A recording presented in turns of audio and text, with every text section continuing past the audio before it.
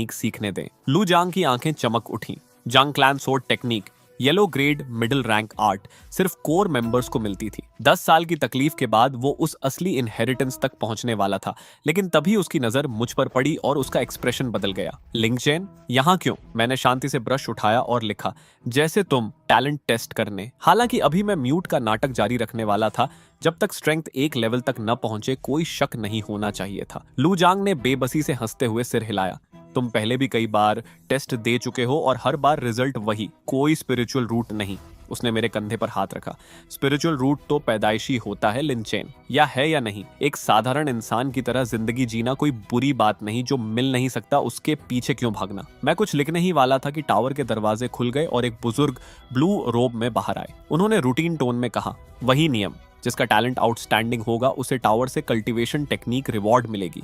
ज्यादातर लोगों ने ज्यादा ध्यान नहीं दिया क्योंकि पिछले 10 सालों में सिर्फ जंग लुक्सन को ही ये रिवॉर्ड मिली थी। सब अंदर चले गए। भारे पत्थर के दरवाजे बंद होते ही मेरी नजर बीच में रखे क्रिस्टल स्पिरिट पिलर पर पड़ी। मैंने गहरी सांस ली, धीरे से आगे बढ़ा और अपनी हथेली उस पर रखी। अगले ही पल पिलर कांपने लगा। रोशनी का एक रिपल नीचे से उठा और रेड रैंक तक पहुंचा। ब्रिप्रिसम का नहीं, सीधे ऑरेंज रैंक में घुस गया। मैंने शांत रहकर हाथ टिकाए रखा।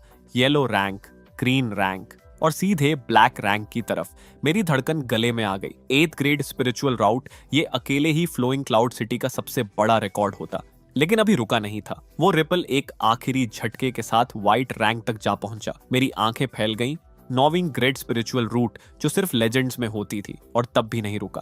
व्हाइट रैंक के ऊपर एक विशाल खाली जगह थी जहां कोई मार्किंग नहीं थी, लेकिन वो रोशनी उस अननोन टेरिटरी में भी चढ़ती रही। उधर लू जांग अपने क्रिस्टल पिलर को घूर रहा था। उसका रिजल्ट 3rd ग्रेड मिडिल और अपर रैंक के बीच अटक गया था। वो गुस्से में क्रिस्टल पर मुक्का मार रहा था। बढ़, ऊपर जा। तभी मेरे पिलर से निकला वो टेरिफाइंग रिपल पूरे चेंबर में फैल गया और उसके ओवरहेलमिंग प्रेशर से लू जेंग का पिलर भी कांप उठा और उसकी रोशनी अचानक ऊपर जाकर व्हाइट रैंक पर टिक गई। रजिस्ट्रेशन वाले एल्डर जो आराम से चाय पी रहे थे वो एकदम जम गए। फिर वो उछले, कांपते हुए चिल्लाए, 9th ग्रेड स्पिरिचुअल रूट आ गया। और उनके मुंह से बात निकलते ही पूरा टेस्टिंग टावर अंधे सफेद उजाले में डूब गया। एक विशाल बीएम सीधे आसमान में उठी और शहर के ऊपर के बादलों को चीर गई। उधर जंग लक्सन अभी अभी कल्चरेशन सेशन खत्म करके उठी थी। स्पिरिचुअल एनर्जी उसके इर्द गिर्द घूम रही थी। आंखों में गर्व था। उसके साथ शेंग जोंग यांग चौंक कर बोला, बोलाई, लक्सेन, इस उम्र में ची रिफाइनमेंट की 9th लेयर, ये पूरे गुजो सिटी में पहले कभी नहीं हुआ। जेंग लक्सन ने ठोड़ी उठाई। 6th ग्रेड स्पिरिचुअल रूट के साथ इतनी तेज कल्चरेशन कोई हैरानी की बात नहीं। चिंग्युन सेक्ट में जाऊंगी तो और तेज होगी। लेकिन तभी उसकी नजर दूर उठे उस सफेद प्रकाश स्तंभ पर पड़ी और उसका एक्सप्रेशन बदल गया। पिताजी, ये क्या है? जुंग जूनिया भी हैरान था। वो डायरेक्शन टेस्टिंग टावर का है। क्या कोई पियरलेस स्पिरिचुअल रूट निकला? फिर उसे कुछ याद आया।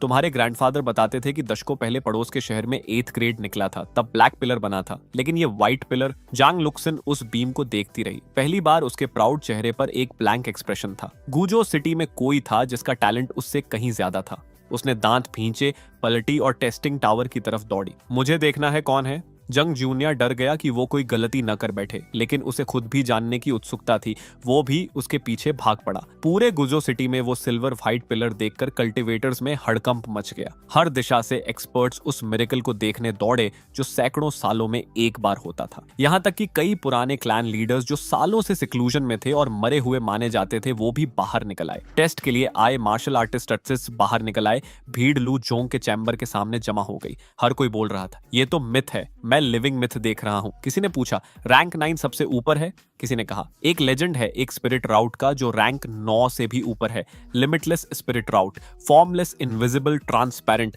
रैंक 9 से सैकड़ों गुना ताकतवर।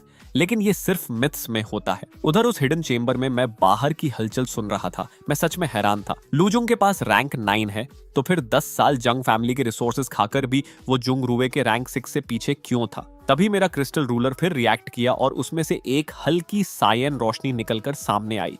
जब वो रोशनी फीकी फीकी पड़ी तो 2 कल्टीवेशन मैनुअल सामने थी, imperial high tier mental cultivation method true सूत्रा ऑफ क्लियर ब्रीज और imperial high tier martial technique 7 star sword secret. मैं हतप्रभ रह गया, लेकिन इन दोनों टेक्निक्स और मेरे ट्रांसपेरेंट लिमिटलेस स्पिरिट राउट के साथ मेरी स्ट्रेंथ बहुत तेजी से बढ़ने वाली थी। मैंने मैनुअल समेट लिए और स्टोन डोर खोली। दरवाजे की आवाज से बाहर की भीड़ की नजरें मेरी तरफ घूमी। कोई बोला, अरे ये तो लिंचन है, डर गया था। कोई बोला, इसका तो इस बार भी 0 निकला होगा। मैंने थोड़ा माथे पर बल डाला, लेकिन फिर सोचा, बहस किस लिए। चुपचाप इंपीरियल हाई टियर टेक्निक्स से कल्टीवेट करना और स्ट्रेंथ बढ़ाना, यही असली रास्ता है। अभी मेरे पास कोई बैकिंग नहीं है, लोगों को पता चला तो मुसीबत होगी, इसलिए बस एक इंडिफरेंट मुस्कान दी और आगे बढ़ा। लिंच, तुम भी यहाँ थे, अंदर क्या हो रहा है? जंगरुए और जांग जुंगिया जल्दी से आए। मैंने कागज पर लिखा। लूजंग ने रैंक 9 स्पिरिट रूट टेस्ट किया। इम्पॉसिबल। जंगरियू अपने प्राइड का झटका नहीं सह पाई और रोने लगी। मैंने एक कंफर्टिंग नोट लिखा, शांति से कल्टीवेट करो, फ्यूचर का इंतजार करो। लेकिन जेंगरियू ने उसे मेरी मौकरी समझ लिया। तुम्हें देखकर खुशी हो रही है ना मुझे रोते देखकर? मैं निःशब्द रह गया। तुम दुनिया पर गुस्सा हो तो मुझ पर क्यों निकाल रही हो? तभी टावर मास्टर दौड़े दौड़े आए और जंग जुंगिया को कंग्रेचुलेट करने लगे। फिर लोन बोर्ड सिटी के सिटी लॉर्ड योजियोंग भी आए। वही योजियोंग जिसके घर जुंग जुंगिया कभी भारी गिफ्ट्स लेकर गया था और दरवाजे से वापस हुआ था, वो खुद आज गुडविल दिखाने आया था। जुंग जुंगिया को सपना लग रहा था, वो सब लू जुंग की वजह से था। लियू यिंगवांग गर्व से बोली, हस्बैंड, जब मैं जंगेर को यहाँ लाई थी तो तुमने क्या कहा था? जंगे जंगेया शर्म से बोला, तुम मेरी लकी स्टार हो। थोड़ी देर बाद भीड़ के बीच से एक बुजुर्ग लग्जरी रोब्स में निकले। चिनचोंगशन, लोन बोर्ड सिटी का नंबर 1 एल्केमी फैमिली का मुखिया। उन्होंने 10 जेड बॉटल्स वाला ब्रोकेड बॉक्स लू जांग को दिया। चिन फैमिली की तरफ से रैंक 9 स्पिरिट रूट की बधाई, 3 दिन में जीत कर लौटो। मेरी आंखें थोड़ी संकरी हो गईं। चिन फैमिली खुलकर लू जंग के साथ था। जैसे ही चिनचोंग शेन ने मुझे देखा, उन्होंने डिक्लेयर किया, आज से चिन फैमिली के सभी शॉप्स में लिन चेन को ची रिफाइनिंग लिक्विड नहीं मिलेगी। मेरी आंखें बर्फ सी ठंडी हो गईं। मैंने लिखा, उम्मीद है पछताना न पड़े। चिनचोंग शेन ने मॉक किया, एक कचरे को छोड़कर रैंक 9 की थाई पकड़ने पर पछताऊं? क्यों? मैंने उसे एक गहरी मीनिंगफुल नजर दी और चुपचाप चल दिया। वापस जांग एस्टेट की तरफ चलते हुए मैंने मुट्ठियां भींच ली। लूजांग, मुझे नहीं मानना कि मैं तुमसे कमजोर हूं। मैंने दरवाजा बंद किया, ट्रू सूत्रा ऑफ क्लियर ब्रीज खोली और ध्यान से पढ़ने लगा। एंशिएंट वॉइड टेक्निक ने शायद मुझे पहले से तैयार कर दिया था, समझ पानी की तरह बह रही थी।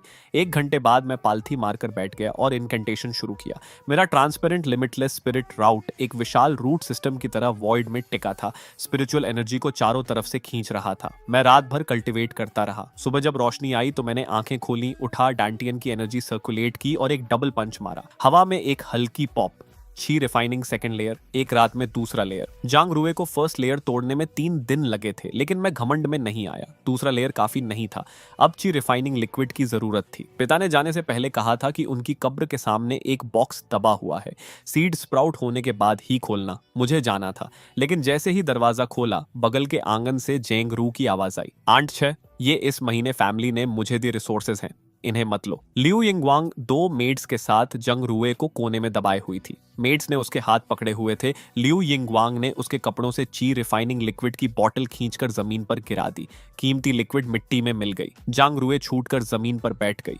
उस लिक्विड में सनी मिट्टी को समेटने लगी। उसकी आंखों में गुस्से के आंसू थे। शाओन पहले से ही बेचारा है, एक बॉटल के लिए इतना जुल्म क्यों? लियू यिंगवांग ने हाथ झाड़ते हुए कहा, यह जांग फैमिली का है, अगर उसमें हिम्मत है तो खुद लाए। और वो चली गई। जांग रुए उस जमीन पर घुटने मोड़े रोती रही। मैं उसके पीछे आया और उसकी पीठ पर हाथ रखा। वो चौंकी। मुझे देखकर गिल्ट और बढ़ गई और वो मेरे सीने में आकर रो पड़ी। आई एम सॉरी शाओन, मैं बेकार हूँ, ज्यादा ध्यान रखना था। मैंने उसकी पतली पीठ थपथपाई।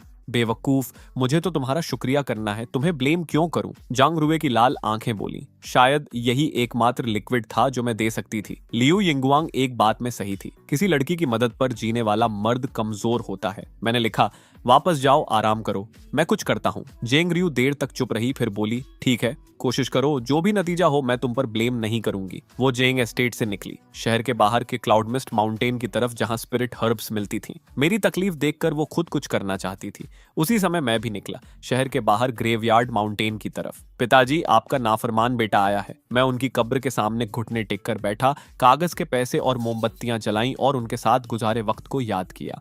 वो कम बोलने वाले पर शराब के शौकीन इंसान थे। नशे में आसमान की तरफ उंगली उठाकर गाली देते थे और होश में आने पर चांद को देखकर रोते थे।